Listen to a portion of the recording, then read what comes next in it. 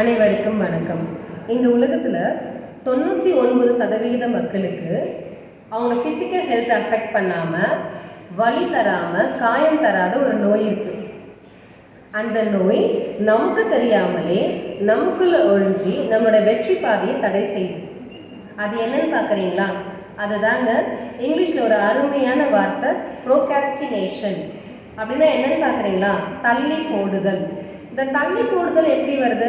நம்மளோட சோம்பேறித்தனத்தால் தான்.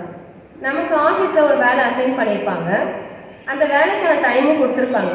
நம்ம என்ன நினச்சிப்போம், 1 மாதம் டைம் கொடுத்துருப்பாங்கப்பா, இன்னும் 15 நாள் இருக்குது, இன்னும் 10 நாள் இருக்குது, நம்ம முடிச்சிடலாம் அப்படின்னு தள்ளி போட்டு அந்த வேலையை கொடுத்த டைமில் முடிக்காமல் லாஸ்ட் மினிட்ல முடித்து அதை ஒழுங்காக முடிக்க முடியாமல் ஹையர் எஃபிஷியன்ட்டு திட்டுவாங்க.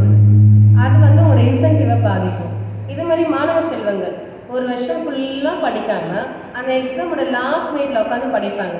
இதனால் அவங்க எல்லா டாபிக் கவர் பண்ண முடியாது, அப்புறம் ஒழுங்காக பெர்ஃபார்ம் பண்ண முடியாது, எக்ஸாமில் கம்மி மார்க் எடுத்துகிட்டு ஃபீல் பண்ணுவாங்க. மக்களே, ஒரு விஷயத்தை தள்ளி போடாமல் அந்தந்த டைமில் அந்தந்த வேலையை முடிச்சிடுங்க. அப்படி தள்ளி போடுதல் மூலிமா அனாவசியமான மன உளைச்சலுக்கு ஆளாயிடுவோம்.